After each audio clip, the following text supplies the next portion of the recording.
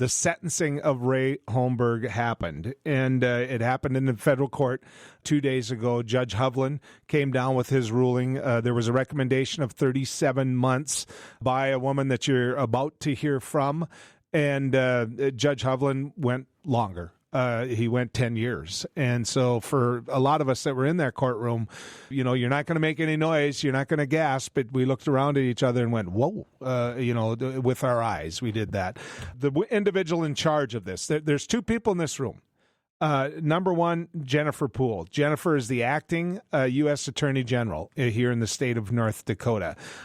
Drew Wrigley is in this room as well, Attorney General for the state of North Dakota and former U.S. Attorney. And one of the reasons that I want to make sure Drew and Jennifer get a chance to visit about this is because of the work that went into this sentencing. And, of course, Drew is in charge of the Bureau of Criminal Investigation, which was part of all of this as well. Jennifer, good to have you on News and Views. Yes, thank you. I look forward to visiting with you about this. You bet. Thank Drew, you. Thanks for coming by again, Mr. Attorney General. Glad to be here. I'm probably going to say first names. No problem. Okay, good. I do too. Wish you would. Okay, Yes. good. Jennifer, the obvious question that needs to be asked first. You recommended 37 months. You got 10 years. Did that surprise you? Well, I'm not here to compliment or criticize the court's judgment. I recommended a guideline range of 37 months, and I'll explain why I did that. But I think, as I said earlier, I think it was obvious where this was going after Mr. Holmberg answered the court's questions. And we want to say that it was a legal sentence. I think it was a fair sentence in the end, and it's a sentence that I look forward to defending at the Eighth Circuit Court of Appeals in the event Mr. Holmberg decides to appeal. Before we get into why it was 37 that you recommended, you made it perfectly clear when I spoke to you after the sentencing that you do feel this will be appealed. I think most likely, yes. Yeah, because it's above the guidelines. Let me ask you this, because a bunch of us were bouncing this around each other when we talked about the appeal. Does the appeal end up being stronger if those that are making the appeal bring up a couple of things that happened on that sentencing? For example, the two individuals that you brought in really didn't have anything to do with the crime. There was a perception that didn't have anything to do with the crime or the victims that happened in Prague, which is really what you were saying, that this was something that statutorily, had long passed, and it was a number of years before. Do you think that Judge Hovland allowing that to be part of the sentencing process, do you think that makes it tougher to defend in the appellate court? I don't, because the U.S. We have in the federal sentencing regime requires the court to consider other relevant conduct, not just the offense conduct, but the history and characteristics of the defendant. And that's what all this his past conduct fell within. So it's not only the court can consider it. The law is the court must consider the history and characteristics of Mr. Holmberg to include not just the good things, but also the bad things, too. Okay. So I feel very comfortable defending our introduction of evidence of that previous conduct, and that would include the statements that were made by these victims. And let me also say that that's within the court's discretion to let those victims speak.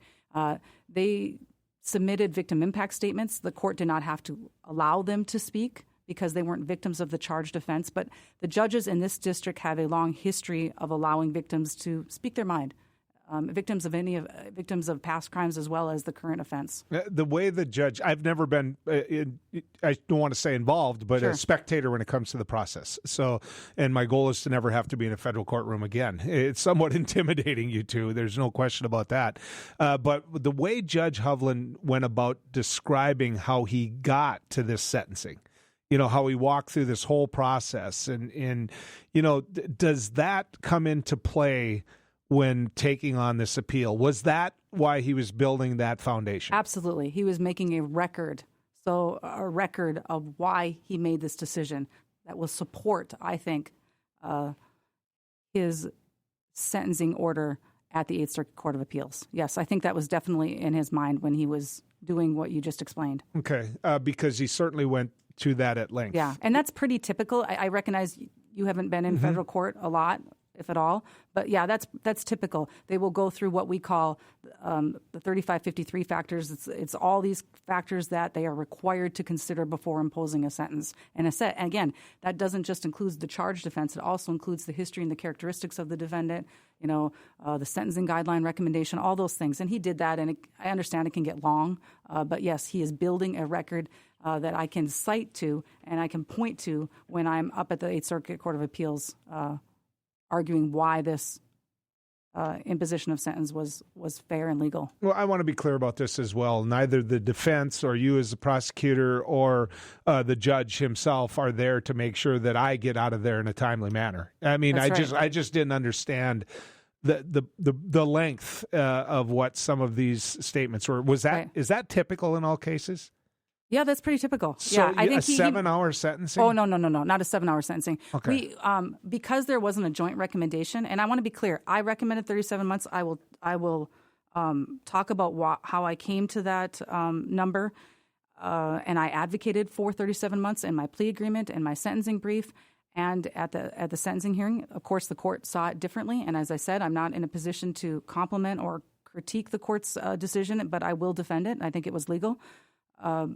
But I had to present evidence in support of my recommendation in light of the fact that he was asking for time served.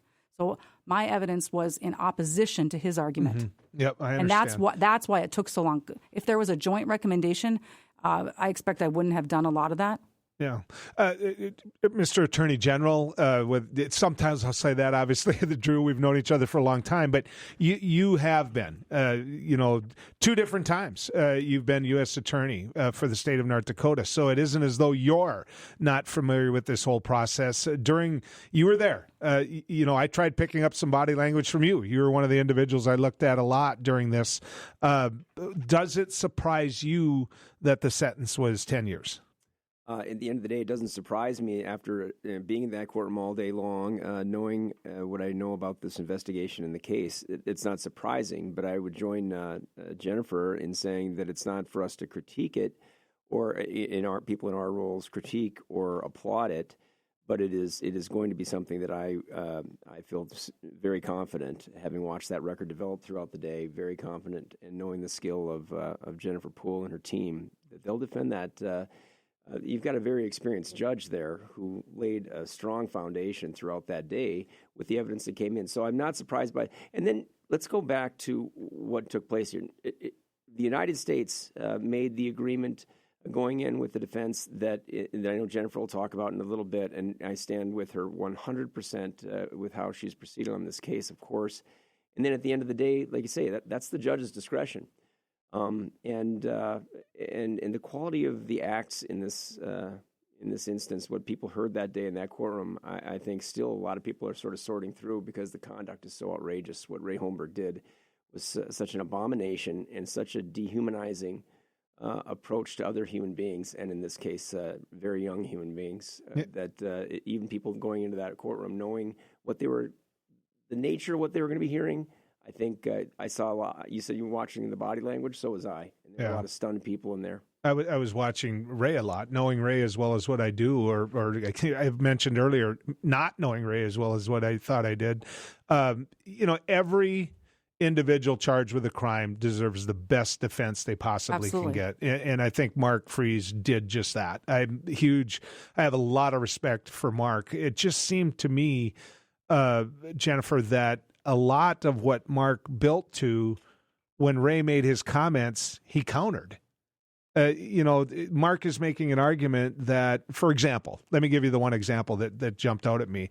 Mark is giving an example that you've got an 81-year-old man who's frail, and I think a lot of people, you're 81, you're going to be frail. I understand that. But then the judge goes about asking him what life is like in prison so far, and he's, good, the cot is better than, it was so glib. The cot was better than at this man hotel that he had in Prague, which had to be one of the more foolish things that you could possibly say. And then he talks about how he can get, he's walking up to or over a mile a day. And, nobody thinks of somebody frail out there walking and talking about life as though it's good in prison. It just didn't make sense to me. Yeah, I think that's right. And let me first say that Mark Freese is a very skilled attorney, and it's his job to mitigate the defendant's offense conduct here. And I think he tried to do that. But I think it was hard given what Mr. Holmberg was telling the judge, as you say. And some of those comments surprised me, and I suspect they surprised him too. Yeah, and they certainly jumped out at the judge.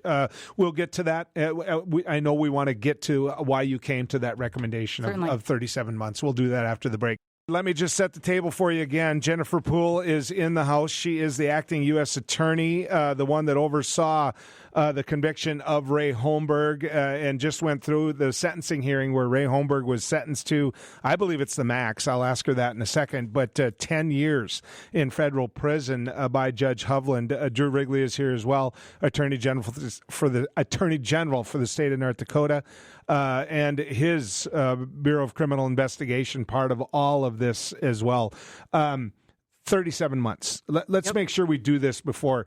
Why did you recommend 37 months when the judge looked at you and said, why did you? Yep. And specifically asked a different question. I'll get to that. Yeah. But 37 months, yes. So every sentencing or every criminal offense has a sentencing guideline recommendation that's based on the U.S. sentencing guidelines. And these guidelines are promulgated after the Sentencing Commission does all the studies and whatnot. And that recommendation here was 37 to, I think it was 46 months. And those sentences are presumptively reasonable. That's what the Eighth Circuit Court of Appeals has said. So when I'm looking at this, that's my starting point. And that's the court's starting point, too. And so we took that into consideration. And we looked at his age. He was 81 years of age.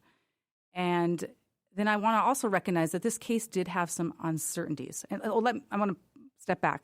I think I want to explain that this is a lower sentencing guideline range than I think a lot of the public expected, right? Mm-hmm. And I think that it's because there weren't identified victims.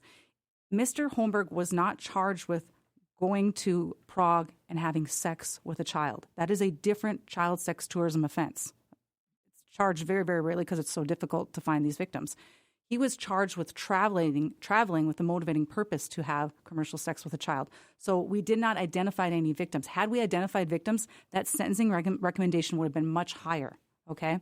So we didn't have identified victims, but as I argued at the hearing, we believe there were victims. But nonetheless, we have this guideline recommendation of 37 months. We considered his age at 81 years. And then I also recognize that we had some uncertainties in this case. And what were those uncertainties? I had witnesses in Czech Republic, Slovakia, and Canada. Now, it would have been very onerous to get them here. I have to work government to government. And while I expect I would have gotten them here, I would have hoped they would have come. In the last minute, if they would have gotten cold feet, I could not have compelled them to come to the United States to testify. I don't have subpoena power in a foreign country. So I had less leverage than I typically do. So that is how we arrived at that 37-month sentence. And again, I want to say it. It's a sentence that I thought was fair given his age, and it was a sentence that I advocated for in the plea agreement, in my sentencing brief, and at the sentencing hearing. I think I'm right about this. If I'm wrong, I'm sure you'll correct me. But the sentencing guideline, you had the opportunity for the amount of time that you could, make sure that Ray Holmberg paid for this crime. We also know that you found child pornography on his computer. And there's, I think I'm right in saying that the penalty or the amount of time that you can get for that is more than the crime that you charged. Am I right about that? Not much more. Okay. It would have been a few months more, and that's because the sentencing guidelines for child pornography offenses are based on the age of the victim, the conduct that's depicted in the images, and these images were sexually explicit images of a boy that he self-created, and so it's not. It doesn't include as a. Why did you choose one over the other? One offense over the other? Yeah. Why did you choose the intent versus the child pornography? Because the image depicted in the child pornography, the boy depicted in the child pornography case, one of the elements I have to prove is that it's a real child. So somebody has to come in and say, "Yep, I know that person. He's a real person. It's not, it's not AI or something else." Okay, that family had no appetite for a public trial. They wanted this chapter closed because their son had taken his own life. I think in 2021, 2022. Okay. So again, you didn't have somebody to take that stand, put the right hand up, and say, "Here's the deal." That's right. Okay. I want to ask a little bit about whether or not, and we may run out of time here before the bottom, and you might have to answer after the bottom. But going back to what Ray Holmberg said, how Mark was put in a position of having to make this argument. When you look at, Ray Holmberg and what he said, during his opportunity to talk, he talked about quirks and talked about, he sent emails, messages, text messages talking about how there is no too young, sex with 13-year-old boys. There's things we're not going to share here on air, but how big of a part does that play on both sides? It sure seems to me that had to be something that would cause you to say, no, this is the direction we're going with this charge. Yeah, and I had witnesses in the Czech Republic that I felt that I could get here in the event that we had to bring this to trial. Now, I also think that I could have gotten the witnesses from Canada. It would have been more onerous. And I was prepared to do that, but I just recognized that there were some uncertainties there. Uncertainties with all these witnesses. We got about 30 seconds before the break, but what's legal in the Czech Republic? What age is legal? What is legal in the Czech Republic? That is a good question because I think there's a lot of confusion about that. An individual has to be 18 to legally engage in commercial sex. So it is illegal for a 15, 16-year-old to engage in commercial sex. Consensual relationships were younger, and my recollection was it was 16, but I think Mark said at the hearing it was 15, but that's not my recollection. I can't be certain as I sit here. I'm sorry. Yeah, that's okay. We'll talk about it some more. Okay. We're having a discussion about the sentencing of Ray Holmberg, 10 years in federal prison. Jennifer Puhl, the individual that brought charges against Ray Holmberg, in the end was there through the conviction, through the sentencing.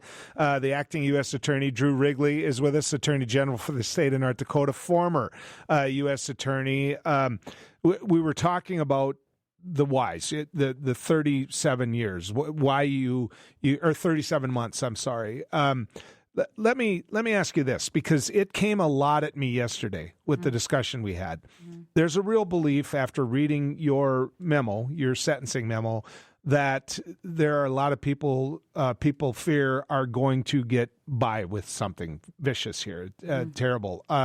Are there any other charges pending? No, there are no other charges pending. And I want to clarify this because I think there was some confusion or some misrepresentations that were made. And had I been given an opportunity to respond to this, I would have. If you recall, I asked Judge Hovland, can I speak to what Mr. Freeze said? And it wasn't important. And I understand why he didn't allow me to do that, because it wasn't important to what the issue was at hand, and that was sentencing Mr. Holmberg. But had I been given that opportunity, I would have said there aren't 5 other people that traveled to Prague with Mr. Holmberg. There's no evidence of that. And I don't even think Mark Freeze alleged that, as I recall. I don't remember hearing that. But there is one. And I'll talk about that. Okay. Now, with the exception of one person, there was no evidence, much less sufficient evidence to prove beyond a reasonable doubt that anybody knew that Mr. Holmberg was traveling to Prague for this purpose, or that they somehow facilitated this, okay? Now, there was a group of individuals, and this was talked about at the sentencing, that were receiving emails from Mr. Holmberg over the course of many, many years. And sometimes these individuals would drop off. Some of these emails went to one person, some went to a group. But these emails reflected what Mr. Holmberg's sexual interests were, what his sexual preferences were. And in some cases, he made incriminating statements in those emails. But there's nothing to suggest that, with the exception of one person, that these individuals knew that he was going to Prague for that purpose. Now, having said that, this investigation revealed some untoward conduct. But I need to remind the listeners that I'm in the business of investigating and prosecuting violations of federal criminal statutes. So a lot of these problems aren't for we at the U.S. Attorney's Office and the federal agencies and BCI to fix. They're for folks like UND. Maybe they decide it's time to do an internal investigation. Maybe it's time for the legislature to act, or perhaps the Ethics Commission.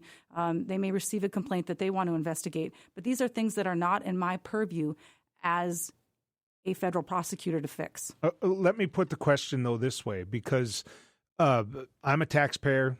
Abby's a taxpayer. You're both are taxpayers. It's yep. Who we are.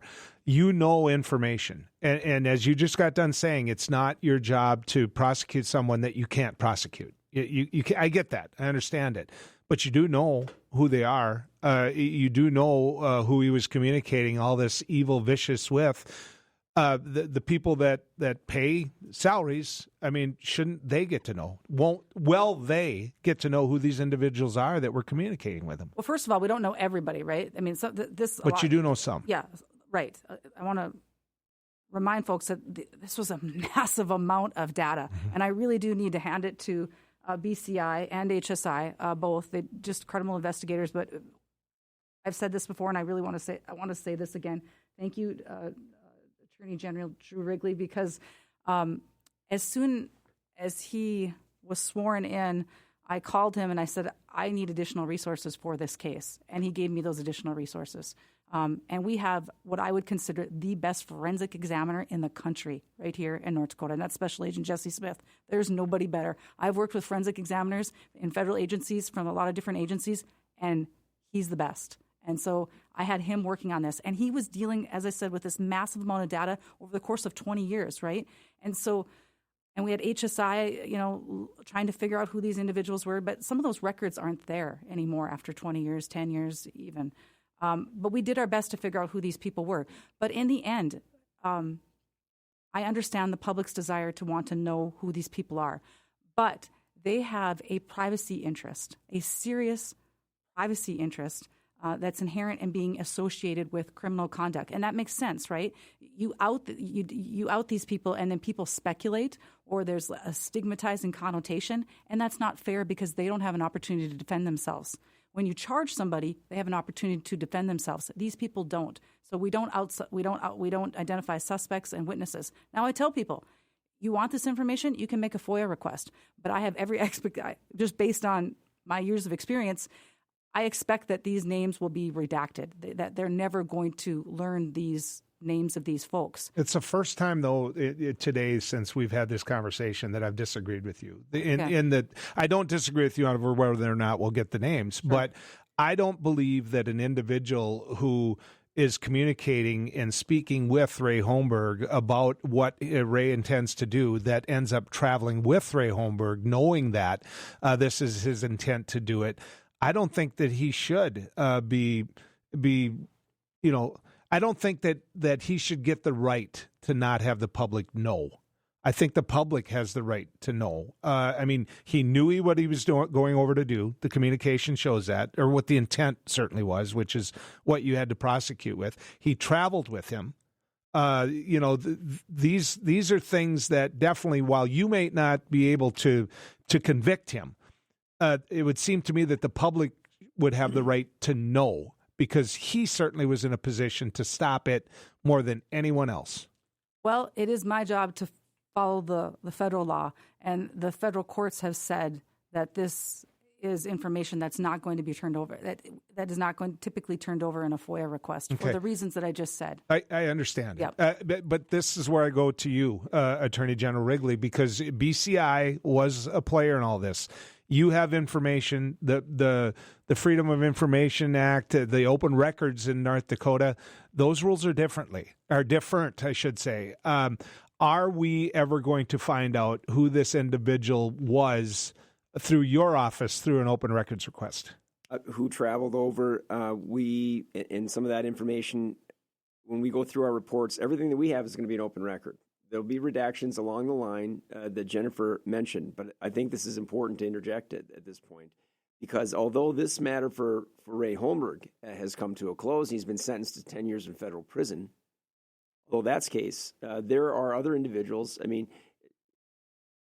we don't we don't forget and unremember what we've learned in this investigation. It's been years now of putting together information. We have additional witnesses that have indicated they may have a willingness to come forward.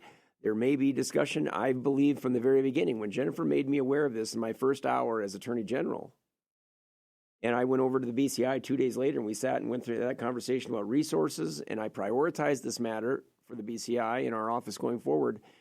From then, I said to that group that day, and we've maintained throughout, there are people who are obstructing justice in this case. There are people who are working on Ray's behalf to obscure the record, to polish witnesses, and to try as they might to change the outcome. I believe those things to be true. We do not at this point have a chargeable, provable offense, but from that perspective, the investigation continues. I call out to your listeners, if there are people who have additional information about people associated with this or other similar crimes, we want to hear about that, Joel. And that information doesn't go stale. This wouldn't be the first time that people come out of the woodwork to tell their truth, to tell what they're now emboldened to say. And tell them how they're going to be treated, you two, if they come out of the woodwork. You know, there's this fear by individuals who are victims of these folks, because it is more than one, that are going to be afraid to come sit across the desk from you because they have lives now. They have wives, they have children, they have all of this. And, you know, the abuse of power of, hey, I can get you to the UND football game, to the hockey game. I can get you in the president's suite. I can have you travel all over. These young men, and I would still argue that if I send an 18-year-old up to the University of North Dakota, he's a boy. These young men are individuals who now have wives, have kids. It's not easy because we've been talking to one as well. Abby and I have, and he just continues to really struggle with it emotionally. But what he always says is, I just don't want this in my life anymore, which I say this because I recognize how hard it is to do what you're doing when it comes to it. That's something we deal with routinely. I've been a prosecutor on and off for 30 years. Sometimes people are afraid of physical violence. Sometimes they're afraid of the things that you just articulated. And this is something that we deal with routinely. And we call on people to come forward. Walking in the door to speak to us does not mean the next day you're in the newspaper. It doesn't work that way. They can come in and they can control the environment from the standpoint of, I'm not going to cooperate with you if this goes to trial, but I want you to know the following. That's a part of investigations. And our job is to follow up on those leads, and we've got there's a list of people about whom we know information. It is not at this point chargeable, provable conduct, but we have our hunches for sure. We've had assurances from law enforcement that you don't just like dust off your hands and move on to the next thing. This sentence, this result is justice for Ray Holmberg. So I'm going to go back to the question though, which I'm not sure we resolved, which is, you, under different rules of open records, as the Attorney General of North Dakota, knowing the communication that Ray Holmberg had with the individual he traveled with to Prague, will that be subject to open records, and will the public get to know who that individual was? My pledge has been throughout and remains to the absolute nth degree that I can lawfully release that information. It'll be released. Okay. And that's that remains my commitment. There's going to be an appeal now, so we're still in that phase. But that's my commitment going forward, and not gratuitously, but to do it as a part of this ongoing public discussion. Go ahead, Jennifer. Sure. I think I want to clarify something. We're talking about this one individual that had some knowledge of Mr. Holmberg traveling to Prague. Certainly his intent, and traveled with him. Yeah, and we had discussions about this individual at the sentencing hearing. This was an individual that cooperated as part of the investigation, and there were agreements made in exchange for that cooperation. Again, we talked about this. To not be charged. But were the agreements that the public would never know it was him? Yeah, we don't disclose that fact. That's right, for the reasons I just discussed. Does that pertain to state, Drew? If they agree, if individual A from Grand Forks comes forth and says, is in a communication with Ray, charges aren't brought against him. Hey, you give this up, kind of a deal, immunity. Does that pertain to the state? What I'm trying to get at I'm doing a bad job of asking this question. I'm trying to get at is who the other individuals were that were players in this. We won't do any. We'll go to the nth degree that we can lawfully release information eventually, and then also we can't do anything to undermine the work of our partner in the U.S. Attorney's Office. I felt that way certainly when I was U.S. Attorney over those 10 years, and now in my role as Attorney General. So we work cooperatively on these matters. Our goal isn't to dismantle successful operations in other arenas. We've got cases going on all over the place. I just want to assure the public that to the degree that we can, we're going to secure additional justice in this case, and that includes something that's very important: the obstruction of justice, the working against law enforcement finding out the truth. That's something we're passionate about, and we're going to remain on that until we get some justice there as well. I don't think people should assume who they think this person is. I sense that you have an idea who you think it might be, and I don't think you should make assumptions. This is an individual, again, we talked about this at the sentencing hearing, that had information about him going over there, traveled with him, but I don't think we have no evidence, much less sufficient evidence to prove beyond a reasonable doubt that this individual engaged in commercial sex with children. But we did enter into an agreement, and we learned what Mr. Holmberg was doing in Prague. It was essential to have that person cooperate as part of our investigation. Okay. We're going to take a break. When we come back, lots of messages coming my way. No question about that. We're not going to get to every one of these text messages.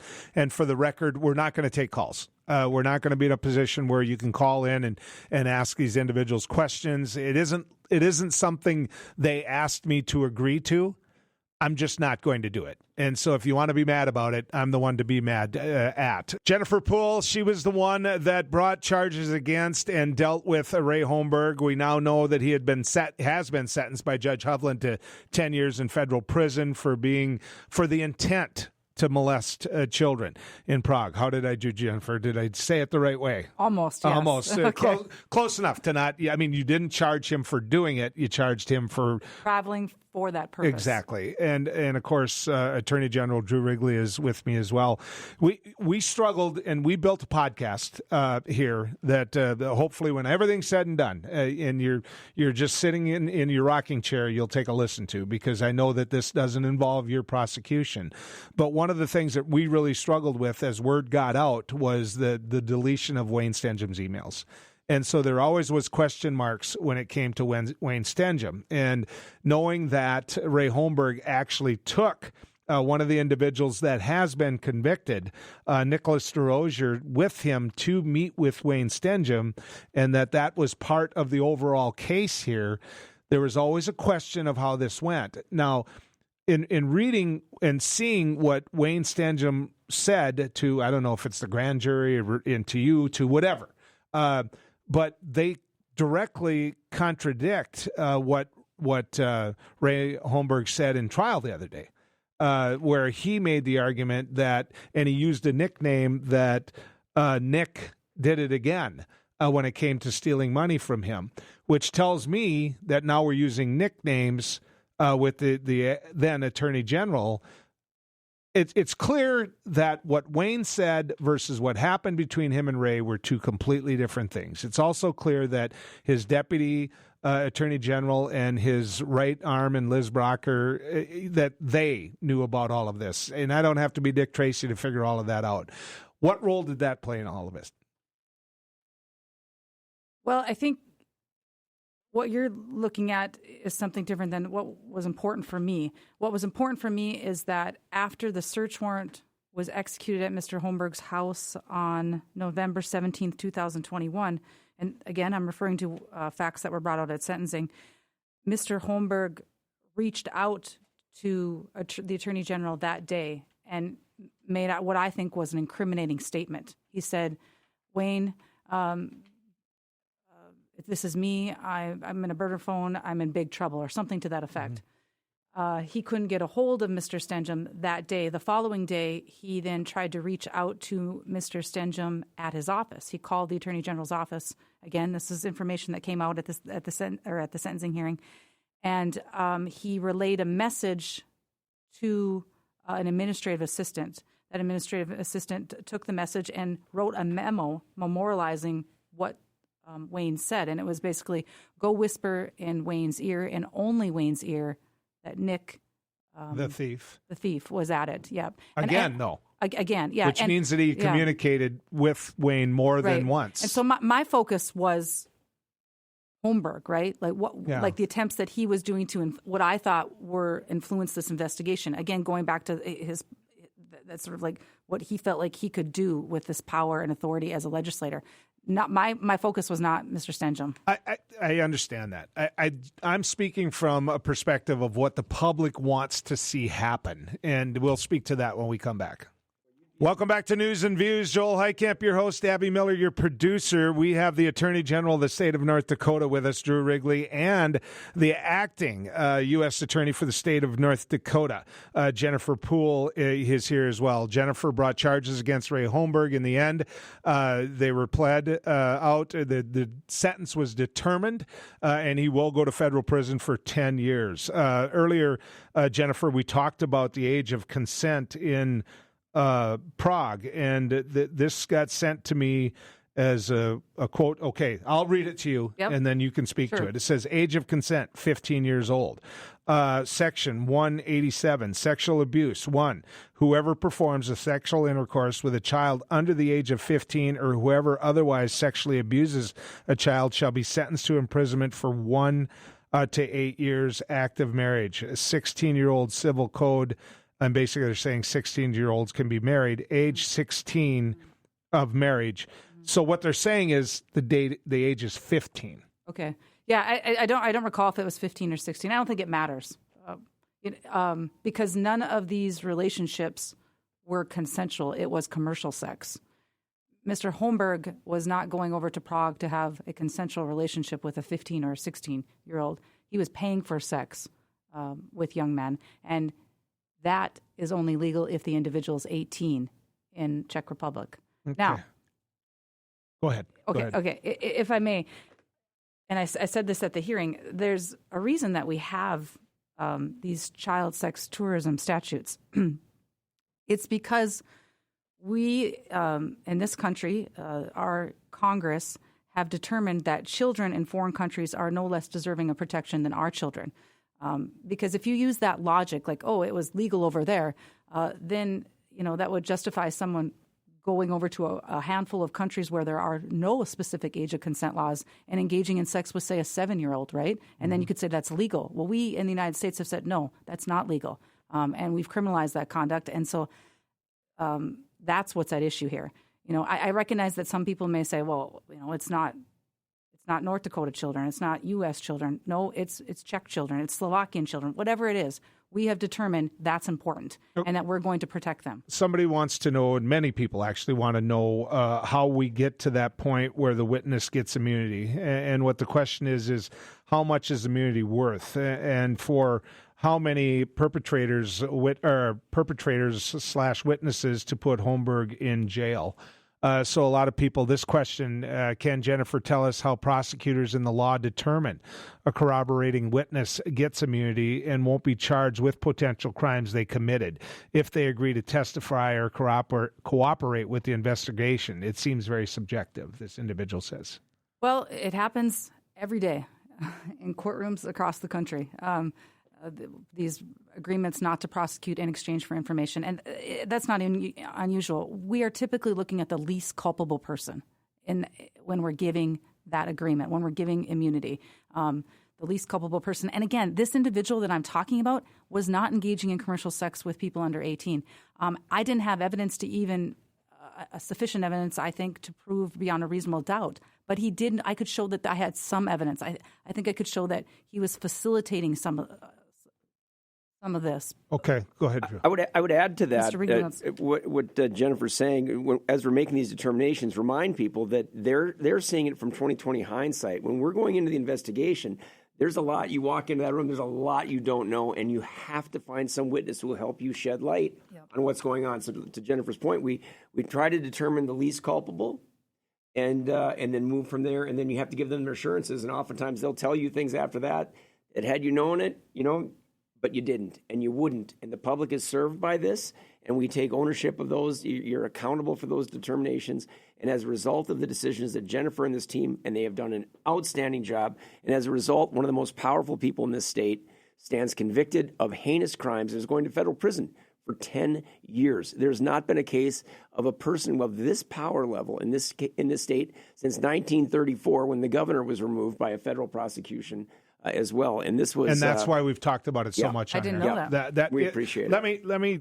I think this question that's come in is relevant to you as well, Mr. Attorney General, as it is to me. The question is posed to me. It said, Joel, do you know anything about this situation? Did you know? And I've thought about that a lot, having worked for 14 years around Ray Holmberg and knowing Ray Holmberg. And I never in a million years thought that he was a child abuser, a pedophile, any of the things that we now know him to be. I did know, and I did see him with very young men on travels and very professional settings, not knowing whether he was there as some type of mentor or whether or not, I knew Ray was gay, whether or not that he, and we talked about many times whether or not that he had a male prostitute with him, which, as my wife and others pointed out to me, you don't know if that person then was being abused sexually. You don't know how he got to that point where he might be standing next to Ray. That's where my guilt lies. Drew, you were the president of the North Dakota Senate, so I'll let you speak to that question as well. Yeah, I would point out, yes. I mean, this was not a secret that Mr. Holmberg was gay. Is gay. And nobody cares about that. That's not the issue that is of any importance to any of us sitting in this room or other places. I think overall the question is, did we know that he was abusing children? Do we have an indication? I've never socialized with him, and I've not had a friendship or whatever you would call it. Yeah, but at the same time, it is important to note that, there were rumors that swirled around about him with regard to that status, as you will, and maybe others involved in politics too. And people rightly say people's sexual preferences are of no interest to the average person. They're certainly not an interest to mine. But this obviously transcends that when you go, it's an age issue. I didn't care that he was gay. No, that's my point. I didn't. Yeah. Well, I think it's important to point out, this is why I love my job, because we get to wear the white hat. We don't oversell our evidence. There wasn't, other than a few incidents, the one incident that we talked about at the sentencing hearing, I don't think Mr. Holmberg was engaging in hands-on sexual contact with children here. Okay, people that commit crimes of child sex tourism, they're usually affluent people that go to other countries to do it for fear of getting caught and doing it here. Okay, so just so we understand that. The individuals that he, I think, was exploiting here were consenting young men, but they were consenting. And there was this, at least in one instance, there was this exchange of hockey tickets for sex. Now, I said this at the hearing. This isn't illegal, this exchange of sex for the hockey tickets, giving this young man right to access to some of these VIPs, but it's nonetheless corrupt, right? Yeah. That was the point I was making. But I think I want to be clear that the people that folks saw him with were consenting young men. I will say this, too, in defense of myself, and I'm not speaking for you, Drew, but I do think that it gets to the point. If there is anyone that question should be asked of, it's the University of North Dakota. I think the University of North Dakota really has a lot to answer to with this, especially in light of what you're not ever going to tell me, but who I believe the person he traveled with was. Because I personally believe that there's a further tie that the public isn't going to know to the University of North Dakota. And they owe the public an explanation. They really do. I want to get this out. This question comes to Drew. Are there any names associated with this who haven't been revealed, who you are close with, and has that caused you to consider recusing as part of further investigations?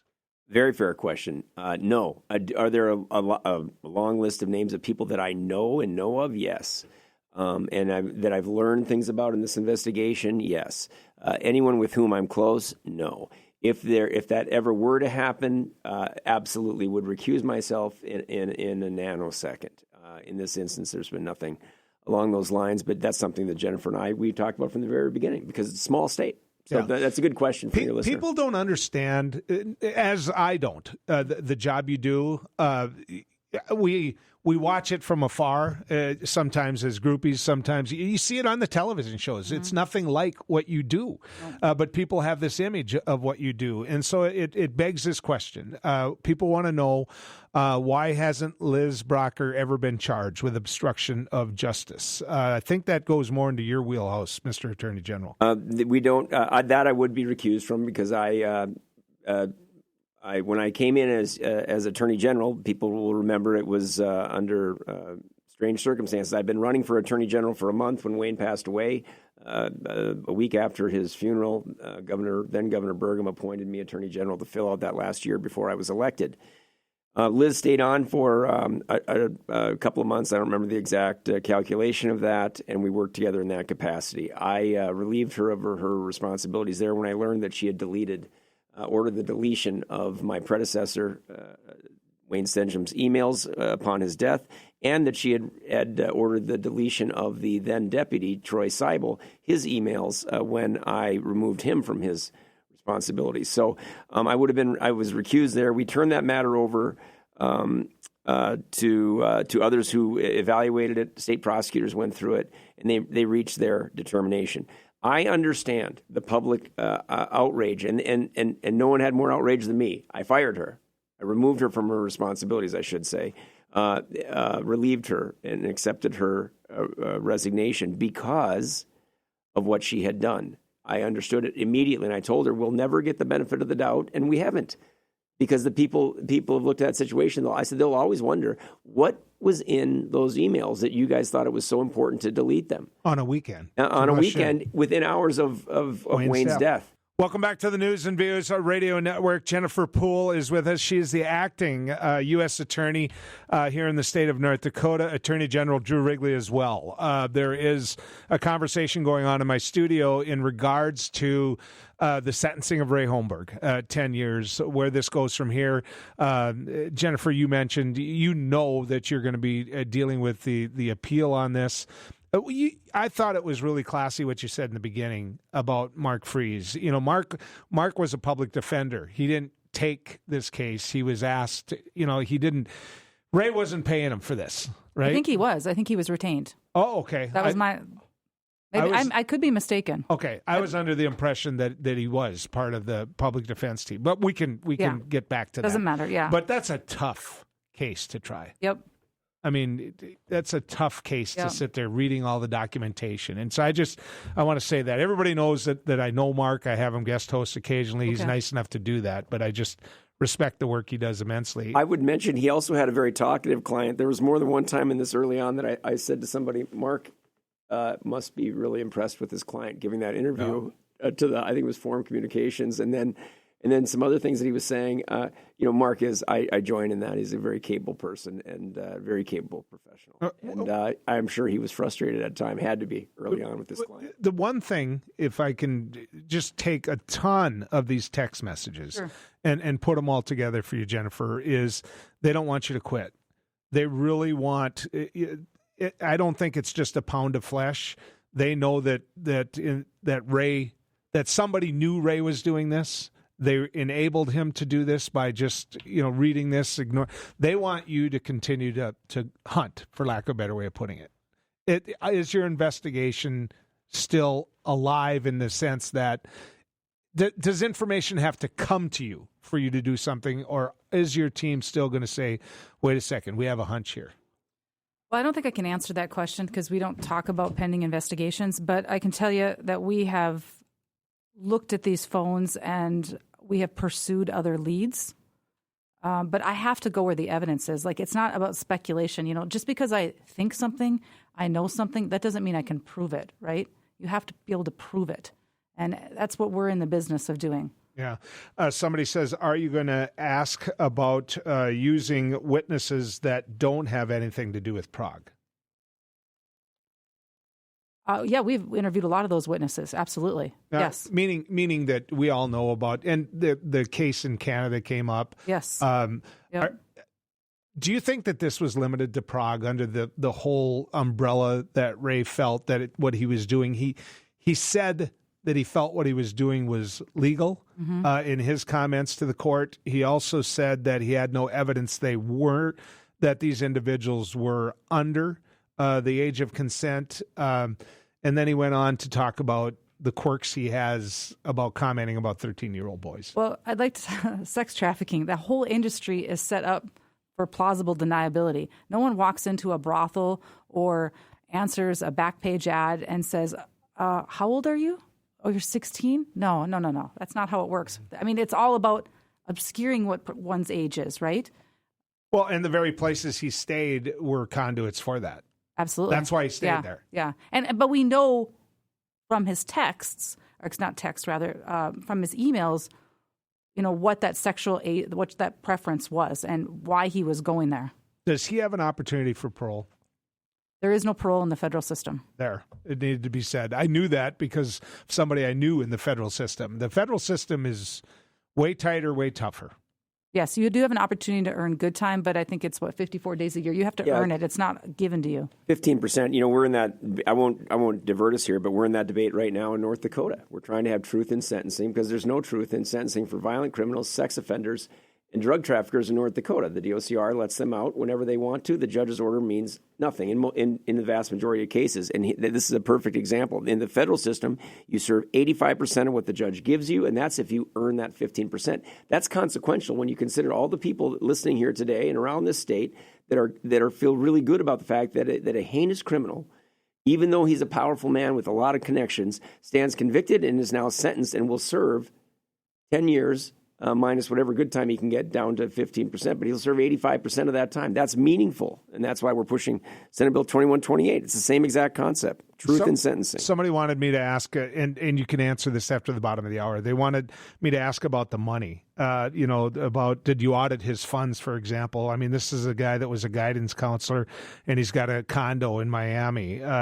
Was that all with state money? And Drew, the one question I do want to ask you, because you did serve as president of the Senate, you understand state government is, how do we fix this? What recommendations would you give so that this travel isn't? I mean, this was money that was by design sent for one individual to travel. It wasn't as though it was like, hey, we're going to put this opportunity out there to other legislators. And I'm not sounding whiny about it, trust me.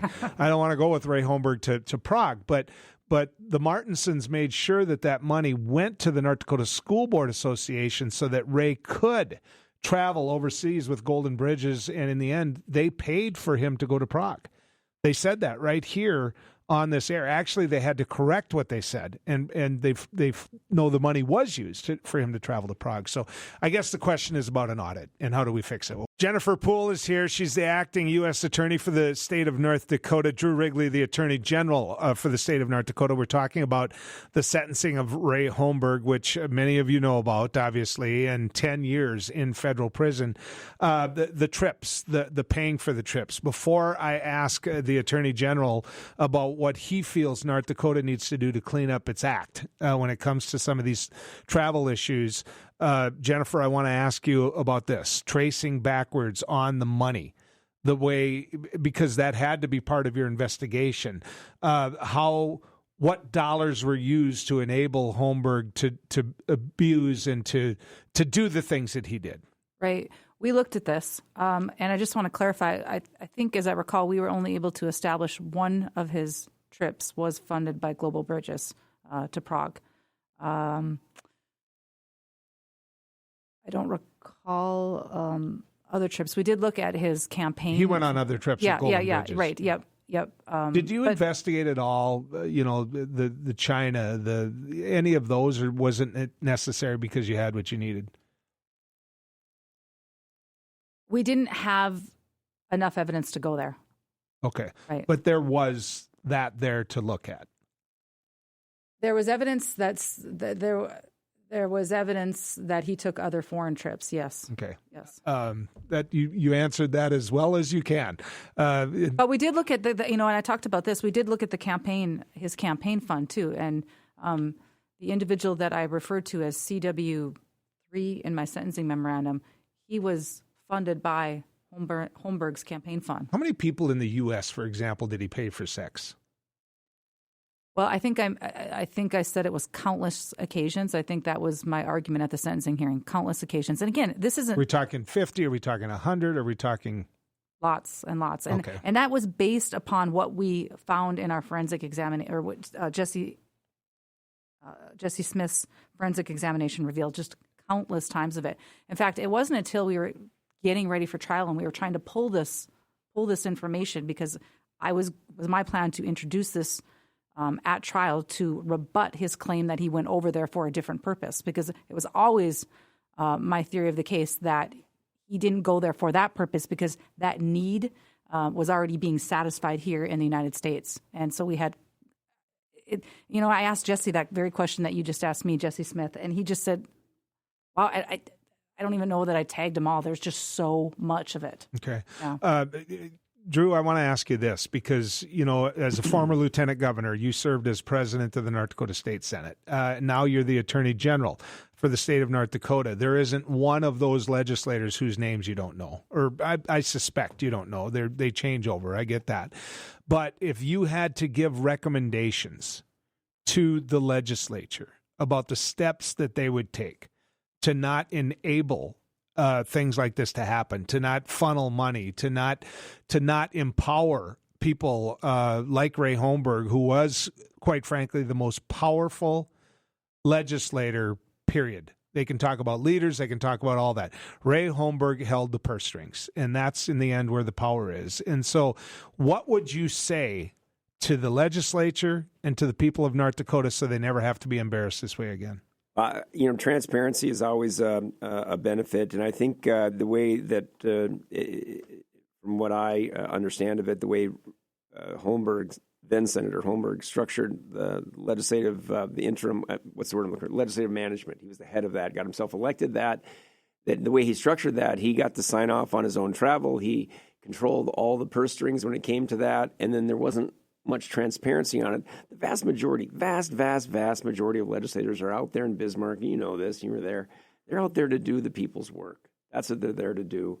I know that they're troubled too about what's come to pass. And I just say that, just daylight on what's going on with this transparency within the Republican and Democrat caucuses and in the House and Senate about who's going on trips and where are they going and who's making the decision about who gets to go. And if that transparency and that daylight will drive its own reform. I asked John Martinson, who since is retired from the North Dakota School Board Association, where this money was being funneled to for his trips with Ray. And I'm not trying to link John to Prague.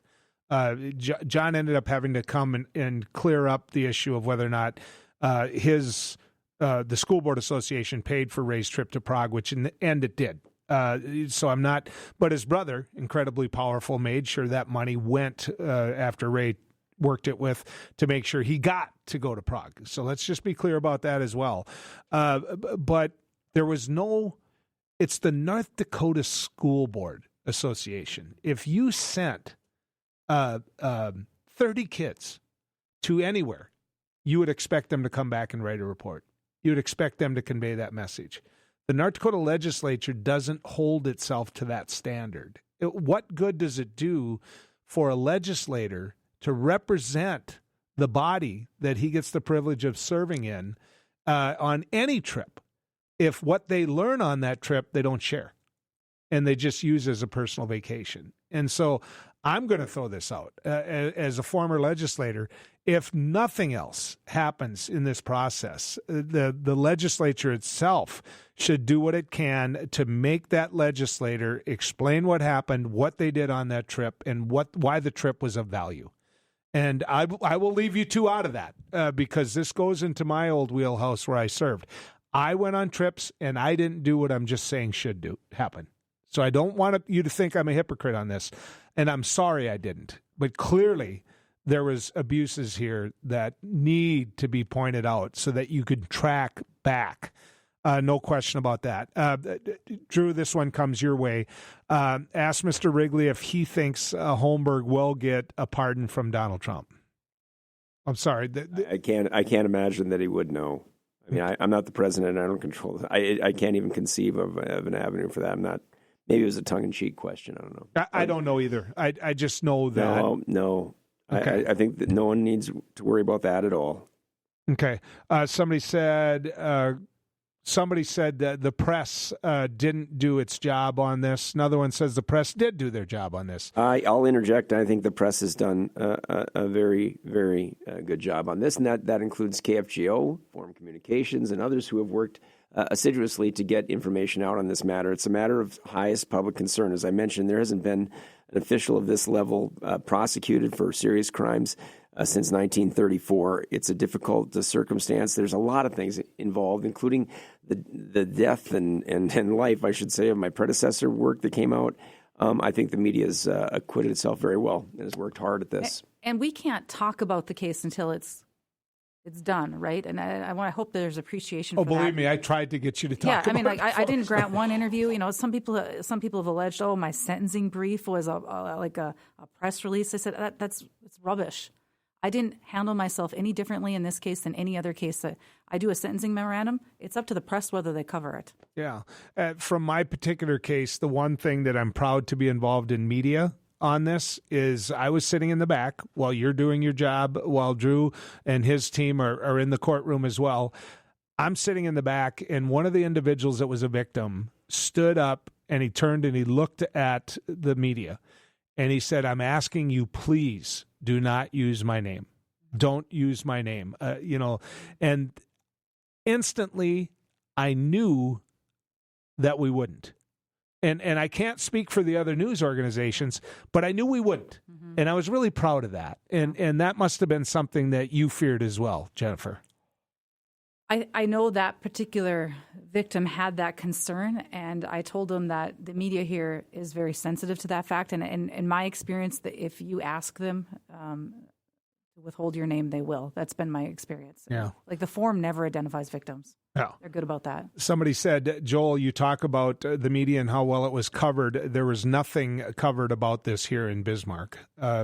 Drew, I'm not going to ask you to speak to that. You live in Bismarck, unless you want to address it. No. Okay.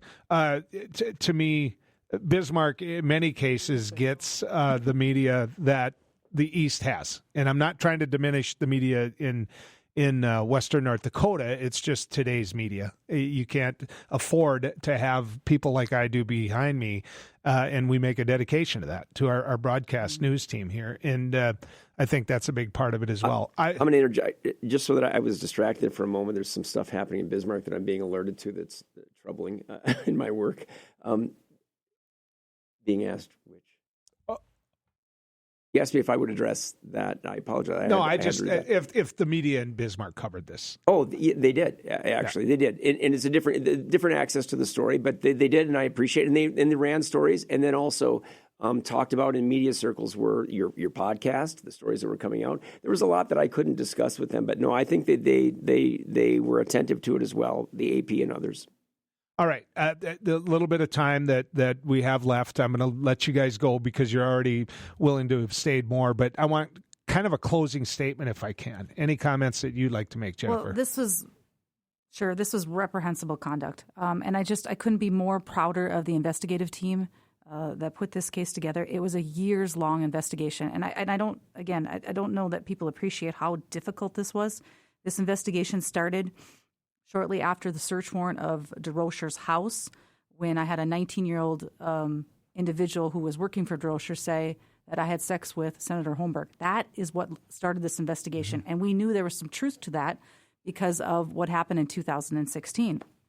So that starts, and then we eventually get a search warrant for Mr. Holmberg's house, and that's when it really started. We had forensic examinations. We had we utilized the grand jury, subpoenas, search warrants, and a lot of our information was in foreign countries. And I can't issue subpoenas. I can't require people to show up at the grand jury that live in a foreign country. I can't send BCI and Special Agent Dan Cassetta from the HSI and Special Agent Litzinger over to Prague. We have to go through what's called mutual legal assistance treaty agreements. So this is really complicated a set of procedures where I am asking a foreign government to please help me, give me phone records, give me hotel records. I want to interview witnesses. And I draft this really long memo, and then it's got to get translated, and then it goes over to the foreign country, and we wait, and then they come back, and they'll give us some, and then they have questions for us, and then eventually they say, okay, you can come over, and then I got to tell them every question I'm going to ask their citizens because we're going into our sovereign country, and it's just like this was an incredible amount of work. And as I said, I mean, BCI, HSI, I couldn't be more proud of them. And kudos to Grand Forks PD, too. They were of assistance on this, too, in the early days. Every step you just talked about costs money to do. Was it hard to get approval from your superiors to do all that? Well, I'm glad you asked that question. When I started this case, Nick Chase, who is now Judge Chase, was the acting U.S. attorney, and he gave me the resources. And then Max Schneider came in, and even though he was recused, he gave me the resources to investigate this case. So thank you, Mac. And as soon as Attorney General Wrigley was sworn in, I called him up and I said, I need help. This is a massive amount of data. Mm-hmm. And that's not to say they weren't doing it. The job at BCI was doing it, but I wanted more resources. And I was calling people, asking for resources, and now this is the time, and I will start today. I will start thanking those people. Okay, Drew, final comments from you. Yeah, well, the people listening to the show today are hearing the most important resource in all of this, and that's Jennifer Puhl. I cannot tell you how proud I am of her, the team that she led. This is an important moment, Joel, in North Dakota's history. People got to look at this. Sitting in that courtroom the other day, you know that you have an extraordinary, experienced, ethical, hard-driving prosecutor that had been overseeing this entire matter, and Jennifer Puhl. You had an excellent defense lawyer, so the public can feel comfortable that Ray Holmberg was represented to the highest degrees. You had a judge, experienced and capable, and who made his pronouncements, and that courtroom felt the power of that. You had a powerful defendant who had been brought to justice, and attempts by others along the way to obscure justice and to obstruct justice. And those were overcome. I'm reminded of an old quote: "The truth crushed to earth shall rise again." And it has. Ray Holmberg has been convicted. He's looked at the investigation and said, I have no choice but to plead guilty because it was so sound and so well done, Jennifer, you and your team. Proud of our BCI and all the work that they were able to do on this. And justice has been gained. And we remain vigilant going forward for things we may learn, even as a result of today. People may call in and say, I've got something to add this story. If I read one, I could read 50. People want to tell you thank you for the work both of you did on this. And Jennifer, thank you for making yourself available. So thanks for coming on News and Views. Thank you very much.